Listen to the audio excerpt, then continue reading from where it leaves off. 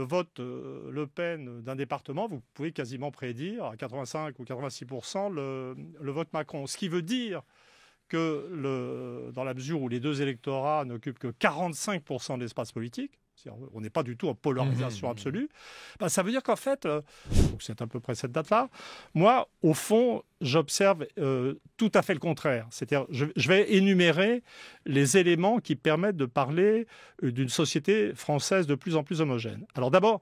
Les 20% d'électeurs d'Emmanuel Macron qui sont, dites-vous, dans la fausse conscience, votre majorité atomisée, elle vote pour qui? Eh bien, j'ai des graphiques de trajectoire pour la petite bourgeoisie CPIS, pour les professions intermédiaires. J'aimerais évoquer avec vous la situation aux États-Unis, puisque je me souviens qu'Emmanuel Todd avait publié en 2002, après l'Empire, un ouvrage où il était question de la décomposition de la société américaine. Si vous deviez aujourd'hui le remettre à jour, Emmanuel Todd, que diriez-vous? Ben, là, d'abord, je dirais qu'entre les iguanes et l'impeachment de Trump, on s'ennuie jamais avec les Américains. Il faut quand même admettre qu'ils assurent le spectacle. Ce qui est très frappant, et ce qui entre en résonance d'ailleurs avec certains thèmes de mes livres, c'est le comportement des démocrates, cette volonté d'impeachment, qui a très peu de chances d'aboutir, et qui remplace pour les démocrates toute activité politique constructive. C'est-à-dire qu'on va avoir dans très peu de temps des élections présidentielles. L'objectif des démocrates, ça devrait être de gagner les présidentielles, avec un programme, avec des idées nouvelles à opposer à celles de Trump. Et en fait, ils consacrent leur activité à lutter contre Trump. Et je pense que ça commence peut-être à révéler une sorte de loi générale. Donc on a un establishment, les classes très éduquées, qui avaient traîné autour du consensus de Washington, immigrationnistes, libre-échangistes, etc., qui ont fait faillite dans leur domaine, je veux dire, qui n'ont plus rien à proposer.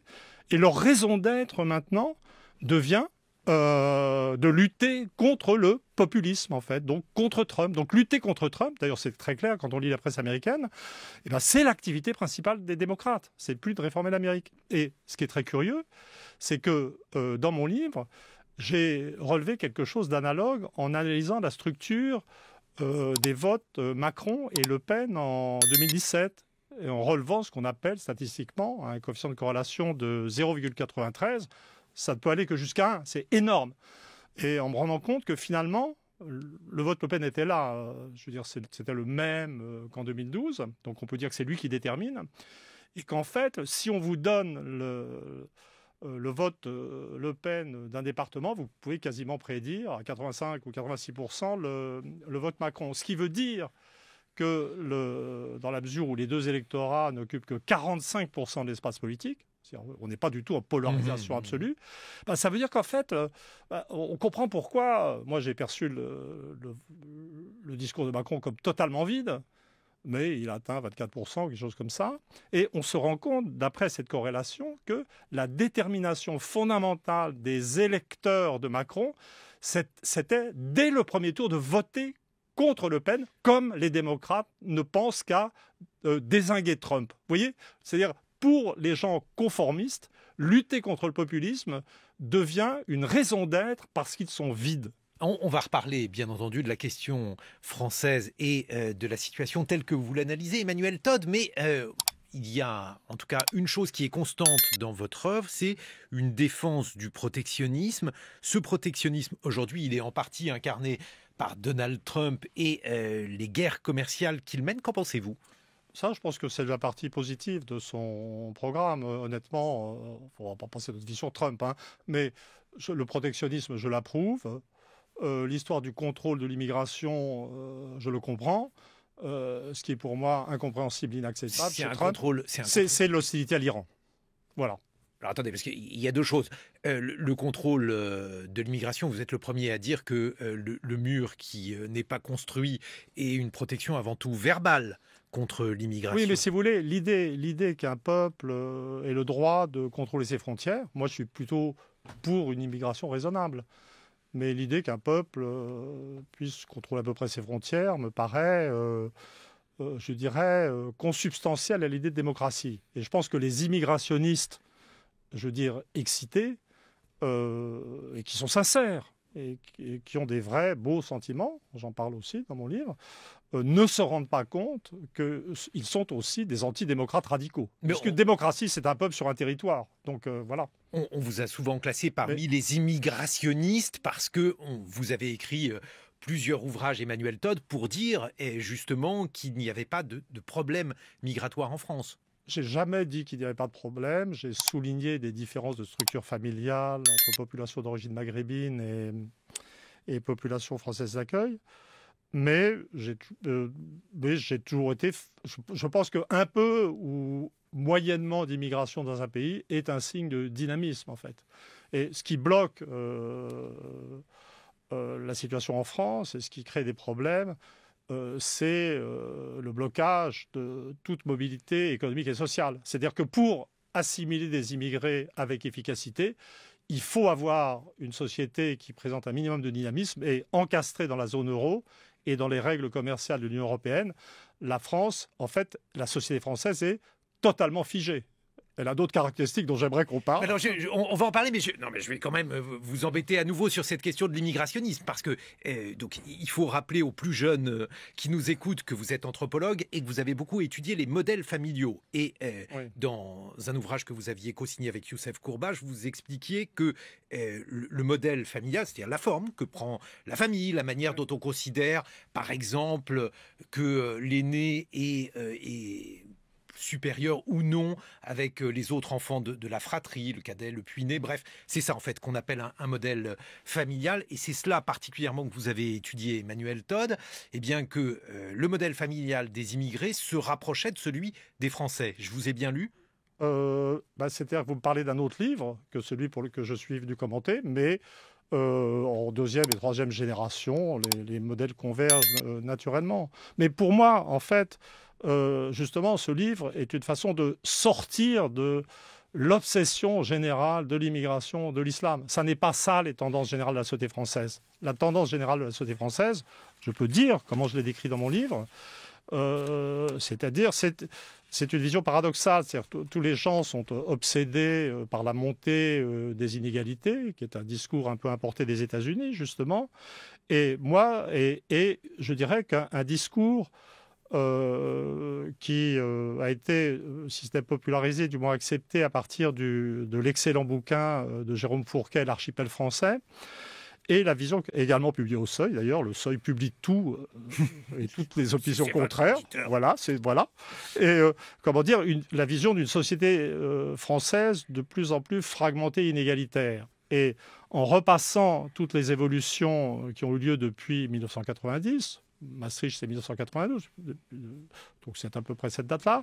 Moi, au fond, j'observe tout à fait le contraire. C'est-à-dire, je vais énumérer les éléments qui permettent de parler d'une société française de plus en plus homogène. Alors d'abord, les inégalités n'augmentent pas. Alors ça, c'est quelque chose de très important parce que vous nuancez sensiblement le discours de Thomas Piketty.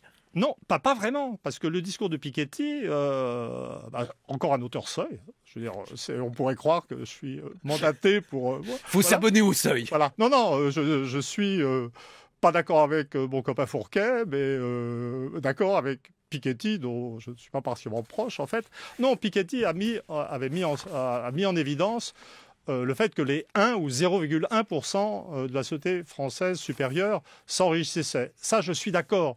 Ce que je dis, c'est qu'au-dessous, quand on prend la vaste catégorie des cadres des professions intellectuelles supérieures et quand on va jusqu'au monde ouvrier, on ne voit pas, je dirais, d'inégalité qui augmente. Et sur ce point-là, je ne suis pas d'accord avec l'INSEE. Les 20% d'électeurs d'Emmanuel Macron qui sont, dites-vous, dans la fausse conscience, votre majorité atomisée, elle vote pour qui? Eh bien, j'ai des graphiques de trajectoire pour la petite bourgeoisie CPIS, pour les professions intermédiaires, qui sont le cœur de cette agence centrale, et pour le monde ouvrier. Potentielle baisse du niveau de vie qui touche tous les groupes sociaux, ou presque. C'est quelque chose qui est rarement entendu. Je ne peux pas parler...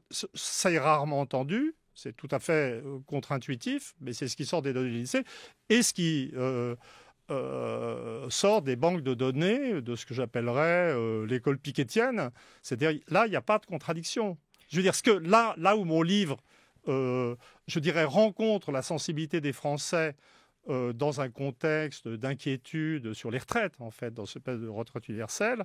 Et là où j'entre en choc frontal avec l'INSEE et avec ces indices de prix qui ne tiennent pas compte du logement, c'est quand je décris cette société où les inégalités pour les 99% des gens n'augmentent pas, mais qui s'appauvrit de façon homogène. C'est cet appauvrissement homogène de la société et qui détache, je dirais, progressivement les 99% du dessous des 1% du dessus.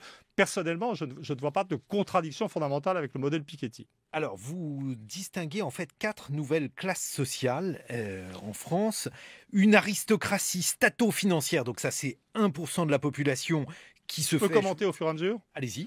Alors, je dis stato-financière. Alors, je m'appuie sur Marx, je m'inspire de Marx et de son style. Lui, il aurait parlé de bourgeoisie financière. C'est pas du tout, je cherche pas du tout de décalque avec le 19e siècle. Hein. C'est Marx comme inspirateur et comme tempérament. Et je dis stato-financière parce qu'en fait, on a de la finance et du capitalisme ou du néolibéralisme pour rire en France. Les gens qui dominent le système français viennent tous de l'ENA, les gens qui nous dirigent viennent tous de l'ENA, les gens qui mettent en faillite nos grandes entreprises viennent tous de l'ENA, tous, hein, c'est statistique, faut pas exagérer. Et ce sont des gens qui, je pense, sont sincèrement... là, vous pourriez citer Macron, Édouard Philippe, n'importe qui, après tout, c'est très homogène hein, comme culture. Je crois qu'ils pensent sincèrement être convertis au libéralisme, au néolibéralisme.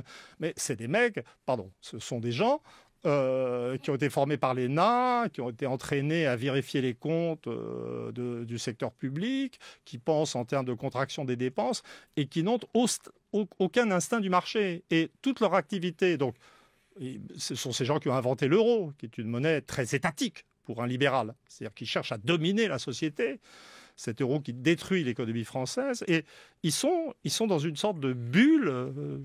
Ils se croient libéraux, ils sont à la tête de l'État, mais toutes les mesures qu'ils prennent de libéralisation dans le contexte de l'euro aboutissent à la destruction de l'économie capitaliste en France. On n'a plus de bourgeoisie industrielle, on a une industrie qui a disparu. On a ce niveau de vie qui baisse parce que l'industrie disparaît. Et c'est extraordinaire, c'est une ruse de l'histoire, ça aurait beaucoup plu à Marx. J'aimerais le rencontrer dans l'au-delà pour en parler avec lui. Mais on a toute l'activité de ces étatistes qui se croient libéraux aboutit à détruire l'économie réelle et augmente sans cesse la puissance relative de l'État en France. Alors, deuxième catégorie... Ce qui devrait être troublant pour beaucoup de militants de gauche. Deuxième catégorie, la petite bourgeoisie CPIS, donc je rappelle chez Todd, CPIS, ça veut dire cadre et profession intellectuelle supérieure. Elle est fière de sa pratique des musées, elle se pense winneuse, c'est un mot chez vous, elle se pense gagnante, je traduis, et elle a porté Macron au pouvoir, dites-vous, Emmanuel Todd. Ça se vérifie par les sondages d'opinion, et Macron a fait un score particulièrement élevé chez les professeurs, qui ne sont pas des gens, comme on en parle aujourd'hui de nouveau, et je le note dans le livre, qui sont des gens très très mal payés. Le livre est vraiment une plongée dans la fausse conscience générale de la société française et dans des fausses consciences spécifiques de groupes sociaux. Qu'est-ce que ça veut dire fausse conscience? C'est quand les gens se pensent autre chose que ce qu'ils sont. Donc on a parlé de l'aristocratie stato-financière qui se croit libérale et qui est en fait étatiste. Et en ce qui concerne les cadres des professions intellectuelles supérieures... Ils se croient gagnants alors qu'en fait ils se pensent France ouverte, ils votent Macron et en vérité ils ont des revenus en baisse, leurs enfants auront des difficultés encore plus grandes. On dit ils sont dans les centres-villes, etc. C'est formidable au centre de Paris, mais dans des tout petits appartements. Et en vérité, ils sont entraînés dans la chute générale de la société française. Donc moi, je les appelle pas du tout les winners, mais les losers d'en bas. Et donc, je les ai rebaptisés en hommage à Marx. Plutôt, c'est pas ça, je leur ai donné leur vrai nom. Soit dit, c'est ma classe, hein. Moi, je suis un petit bourgeois loser. CPIS, s'il vous plaît. CPIS, oui, tout à fait. Voilà. La majorité atomisée, alors là, ça représente 50% de la population. Oui. Il y a par exemple des agriculteurs, il y a aussi des employés qualifiés, des artisans. Mais le cœur... résiduel à 50%. Hein. Oui, mais je veux dire, l'axe central de cette catégorie, c'est les professions intermédiaires. Donc, il faut penser les infirmières, les techniciens, etc. Et c'est une catégorie, pour elle, on ne peut pas parler de fausse conscience, on doit parler de non-conscience. Mais, si vous voulez, si vous avez une représentation avec 20% d'en haut, 1% de vrais privilégiés, 19% de gens de losers d'en haut, Ensuite, vous avez 50% de cette majorité qui n'a pas conscience d'elle-même. Et puis le reste, ça va vous donner, je vous laisse faire le calcul, quelque chose comme 20% et des poussières. Vous avez une description de la structure sociale qui va correspondre en fait à la structure électorale. Puisque la réalité de la soi-disant polarisation française, c'est que ensemble, Macron et Le Pen n'atteignent que 45%. Et la vérité de la société française, c'est cette pulvérisation centrale de groupes qui n'ont pas conscience d'exister. Alors donc, on a vu qu'on avait les 20% d'électeurs d'Emmanuel Macron qui sont, dites-vous, dans la fausse conscience. Votre majorité atomisée, elle vote pour qui? Eh bien, j'ai des graphiques de trajectoire pour la petite bourgeoisie CPIS, pour les professions intermédiaires, qui sont le cœur de cette agence centrale, et pour le monde ouvrier. Et donc, il y a une cohérence pour ceux d'en haut et ceux d'en bas, mais ce qu'on voit pour cette majorité atomisée, c'est un phénomène de zigzag et d'hésitation permanente. Et puis enfin, il y a le prolétariat hein, quand même, puisque vous rendez hommage à Marx. Oui, maintenant, oui, enfin, puisque votre livre... Mais le prolétariat, il apparaît, je dirais, je ne pense pas en termes de communion avec le prolétariat, mais il apparaît sous deux espèces. C'est-à-dire qu'il y a le bon et le mauvais prolétariat. Il y a le prolétariat qui, j'espère, sera le prolétariat du passé et le prolétariat du futur. Le prolétariat du passé, c'est celui qui vote Le Pen, à 40-50%, qui est enfermé. Ce n'est pas de la fausse conscience, j'appelle ça conscience suicidaire. C'est-à-dire dans un mélange de perception correcte du mal qu'on lui fait d'en haut, l'aristocratie, stature financière, mais qui se passe un peu les nerfs sur des immigrés, je dirais, un peu fantasmés. C'est le prolétariat qu'on n'aime pas. Et puis il y a le nouveau prolétariat, il y a les gilets jaunes, qui en fait se recrutaient. J'ai un chapitre complet, une analyse assez compliquée à faire sur... Il n'a pas le droit de voter la sociologie des jeunes. On nous a fait une campagne d'intox sur le fait que les gilets jaunes étaient une ressucée de l'eupénisme. Mais bon, en termes de revenus, c'est sur les ronds-points 1 000 € par mois. Dans les manifestations du samedi, c'est des gens qui travaillent, 1 400 € par mois. Donc bien entendu, on tombe au-dessous des professions intermédiaires. Mais il y a une grosse différence. C'est des gens qui étaient totalement dirigés contre les classes dirigeantes, qui étaient dans un phénomène de lutte des classes de type nouveau. Et puis la grande différence, c'est que le Front National, qui essaye de s'appeler Rassemblement National, arrive toujours à ramasser contre lui au deuxième tour les 2 tiers des Français. Il est haï en fait par la majorité des Français. Les Gilets jaunes ont eu 70% d'opinions favorables et qui ont duré jusque très tard dans les violences de la rue. Donc c'est le contraire.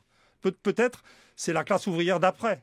Alors dans cette vidéo, Emmanuel Todd réagit à l'utilisation du thème populisme vert par des responsables politiques comme Brune Poisson. Il analyse comment certains gouvernements récupèrent la cause écologique pour discréditer les mouvements sociaux ou contrôler le débat. Il met en parallèle la crise écologique et le déclin du système éducatif en soulignant leur rôle dans la montée de la défiance envers les élites. Les propositions des différents partis de Mélenchon au RN révèlent donc une instrumentalisation croissante du climat dans les luttes politiques. Abonnez-vous pour suivre l'actualité politique sans filtre et réagissez en commentaire. Est-ce que selon vous, l'écologie est devenue vraiment une âme politique ou est-ce tout simplement un avis personnel de d'autres? Nous serons ravis d'échanger avec vous aussi dans les commentaires. À tout de suite.